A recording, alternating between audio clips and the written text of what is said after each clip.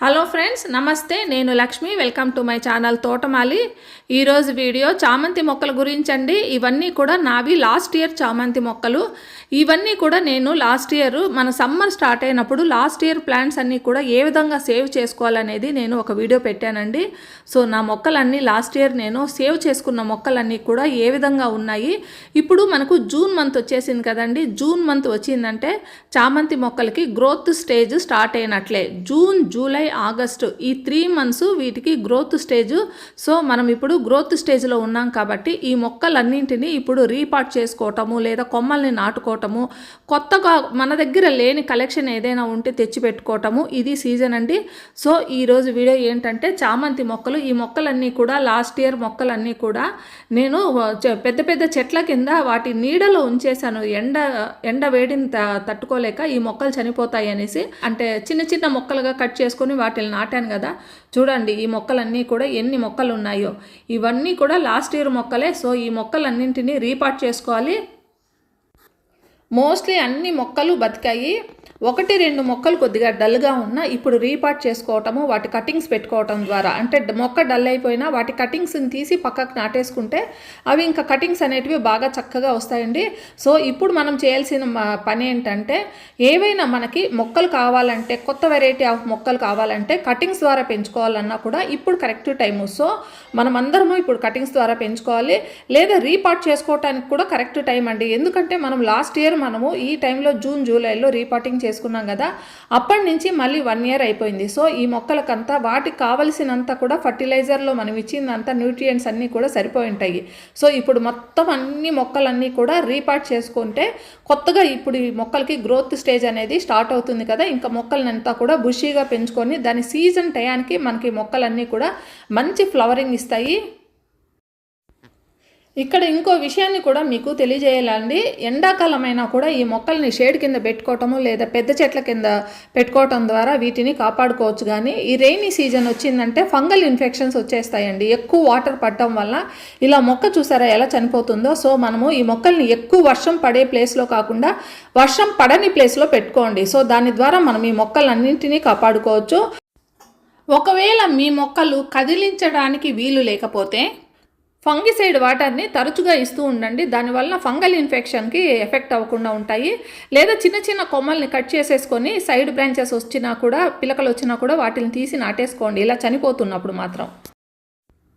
Stem cutting ద్వారా మొక్కను ఏ విధంగా నాటుకోవాలి అనేది లాస్ట్ ఇయర్ నాది ఒక వీడియో ఉందండి, దాన్ని డిస్క్రిప్షన్లో పెడతాను చూడండి.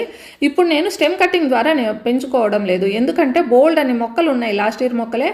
నాకు కొత్త మొక్కలు అవసరం లేదు. వాటిని ఇంకా ప్రాపగేట్ చేసుకోవటం కూడా లేదండి. ఒక్కొక్క కలరు 1-2 మొక్కలు ఉంటే సరిపోతాయి కదా. మీకు ఎవరికైనా కొత్తగా మొక్కలన్నింటినీ ఇంకా 100 కొద్దీ తయారు చేసుకోవాలంటే స్టెమ్స్ అన్నీ కట్ చేసేసుకొని ఇసుకలో పెట్టేసుకుంటే చక్కగా బతికిపోతాయి. అలా కాకుండా ప్రతి మొక్కను ట్రాన్స్ప్లాంట్ చేసుకోవాలంటే ఈ వీడియో మీకు కరెక్ట్గా సరిపోతుందండి. దానికి నేను ఇప్పుడు మీకు చూపిస్తాను చూడండి. ఈ విధంగా మట్టి మిశ్రమం తయారు చేసుకుంటే మీకు కరెక్ట్గా ఈ మట్టి మిశ్రమంలో ఈ మొక్కలంతా కూడా చాలా హెల్తీగా పెరుగుతాయి.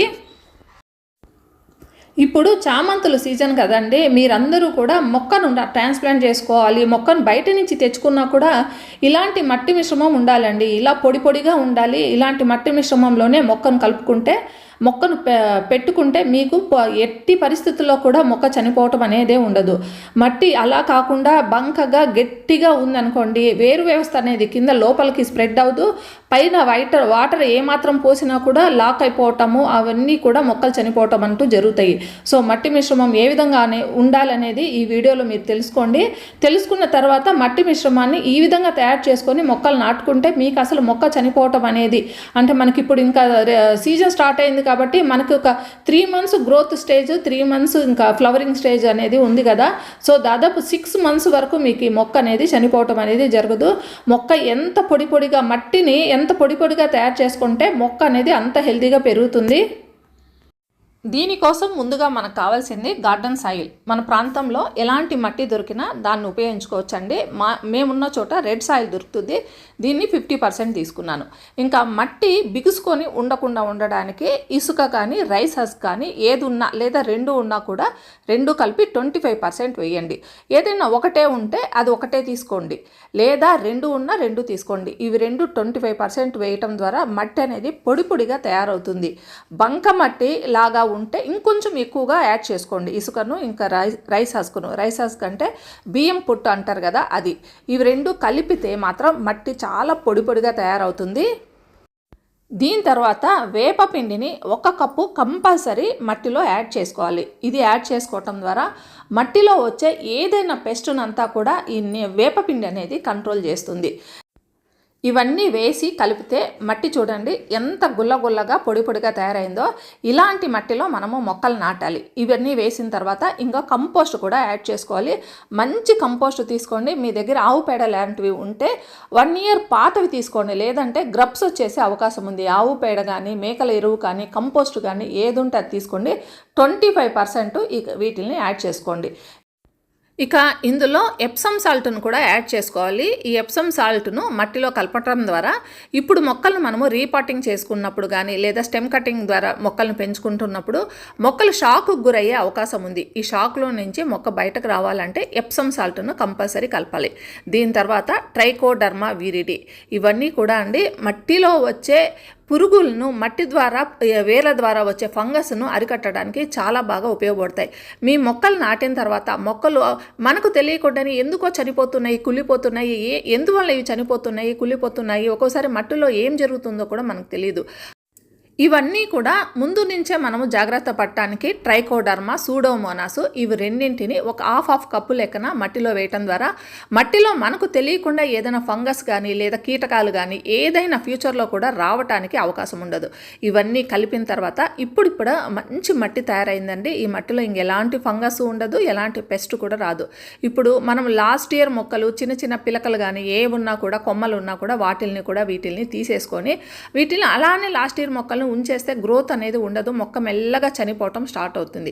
సో ఇప్పుడు రీపాటింగ్ చేసుకుంటున్నాం కాబట్టి మెల్లగా వాటిని తీసేసుకొని ఇంకా కొత్త కంటైనర్లో వీటిని యాడ్ చేసుకోవాలి. యాడ్ చేసుకునేటప్పుడు ఎండిపోయిన కొమ్మలు కానీ, కులిపోయిన కొమ్మలు కానీ, ఆకులు కానీ, కటింగ్స్ అంటే పక్కపక్కన ఎండిపోయిన కొమ్మలు ఏ ఉన్నా కూడా అన్నింటినీ తీసేసి మంచిగా ఉన్న కొమ్మలు, ఇంకా మంచిగా ఉన్న ఆకులు వాటిని మాత్రమే ఉంచండి. కులిపోయిన ఆకులు, కులిపోయిన కొమ్మలు, ఇంకా ఎండిపోయినవి మొత్తం తీసేసేయండి. నీట్గా ఉంచడం ద్వారా ఇంకా కొత్త గ్రోత్ స్టార్ట్ అయినప్పుడు ఇంకా కొత్తగా మొక్క అనేది బాగా డెవలప్ అవుతుంది. కంటైనర్స్ తీసుకునేటప్పుడు కూడా కింద డ్రైన్ హోల్స్ సరిగ్గా ఉన్నాయా లేదా చెక్ చేయండి. ఇంకా వచ్చేది వర్షాకాలం కదా, వాటర్ నిలిచిపోయి మొక్కలన్నీ కుళ్ళిపోయే అవకాశం ఉంది. అందువల్ల కింద కంటైనర్స్లో డ్రైన్ హోల్స్ ఉండి వాటికి అడ్డంగా ఇట్లా నేను ఎప్పుడు కూడా బొగ్గు వేసుకుంటూ ఉంటానండి. వీటిని నేను ఇస్త్రీ వాళ్ళ దగ్గర కలెక్ట్ చేసుకుంటాను. ఈ బొగ్గును వేసేసి ఇప్పుడు మనం తయారు చేసుకున్న ఈ మట్టి మిశ్రమాన్ని దాంట్లో వేసేసిన తర్వాత ఇంకా నీట్గా తయారు చేసుకున్న ఈ కటింగ్స్ని కానీ లేదా కొమ్మల్ని కానీ అన్నింటినీ వేరువేరుగా రకరకాల కంటైనర్స్లో కలిపేసేయండి. మొక్కను నాటేటప్పుడు కూడా మీ దగ్గర వ్యామ్ పౌడర్ ఉంటే వాటిని యూజ్ చేయండి. మట్టిలో వ్యామ్ పౌడర్ని యూజ్ చేయటం వేసిన తర్వాత వాటిలో ఇంకా దానిపైన మీరు మొక్కలు నాటితే మొక్కలు అనేది వేర్లలో అద్భుతమైన గ్రోత్ అయితే ఉంటుందండి. అన్నింటినీ ఒక్కసారి మనం వాడతాము, పదే మళ్ళీ వాడే అవకాశం ఉండదు. మొక్కలను నాటేటప్పుడే ఈ వ్యామ్ పౌడరు ఇందాక నేను చూపించినవన్నీ కూడా వేయవలసి ఉంటుంది. ఇవన్నీ వేయటం ద్వారానే మంచి అద్భుతమైన మొక్కలు అయితే తయారవుతాయి. ఇంకా మీకు జూన్ జూలైలో ఇవన్నీ మంచి గ్రోత్ ఉంటుంది. ఇంకా సీజన్లో మంచి ఫ్లవరింగ్ వస్తుంది. చాలామంది కామెంట్లో పెడుతూ ఉంటారు, మా మొక్కల్లో ఇంత ఫ్లవర్స్ రావటం లేదు, ఇన్ని పూలు రావటం లేదు, మీ మొక్కల్లో వచ్చినంత అంటుంటారు కదా. దానికి కారణం నేను తయారు చేసుకున్న మట్టి మిశ్రమంలో ఇచ్చే ఈ ఫర్టిలైజర్సే అండి. వన్ టైం ఇన్వెస్ట్మెంట్ అంటే ఒక్కసారి మాత్రమే వీటిని అంతా కలుపుతాము, ప్రతిసారి నేను కలపను కదా. అందువల్ల మొక్కల్ని రీపాటింగ్ చేసుకునేటప్పుడు మాత్రమే ఇవన్నీ వేసి కలుపుతాను. సో ఈరోజు నేను చూపించిన ఈ వీడియోలో ఫర్టిలైజర్స్ నేను ఏ విధంగా మట్టిలో కలిపి నేను మీకు మొక్కను నాటుతున్నానో చూపిస్తున్నాను కదా. ఇలాగే మొత్తం కంటైనర్స్లో ఉన్న అన్ని మొక్కలను కూడా నాటేస్తానండి. నాటేసిన తర్వాత మొత్తం అంతా కూడా ఒకసారి వాటర్ ఇచ్చేసేయండి. ఇంకా వర్షాకాలంలో వీటిని బాగా వర్షం పడే చోట, నీళ్లు పడే చోట పెట్టకండి. ఒకసారి వర్షానికి వర్షానికైతే పర్వాలేదు కానీ పదే పదే వర్షాలు పడితే మాత్రం మొక్కలు కులిపోతాయి. సో వర్షం పడని చోట మీరు ఉంచితే ఇంకా చక్కగా మొక్కల్లో అయితే మంచి గ్రోత్ ఉంటుంది. ఈరోజు వీడియో మీకు అందరికీ ఉపయోగపడుతుందని నేను ఆశిస్తున్నాను. నచ్చితే ఒక లైక్ కామెంట్ ఇవ్వండి. మళ్ళీ మరో మంచి వీడియోతో మీ ముందుకు వస్తాను. అంతవరకు హ్యాపీ గార్డెనింగ్. Bye bye.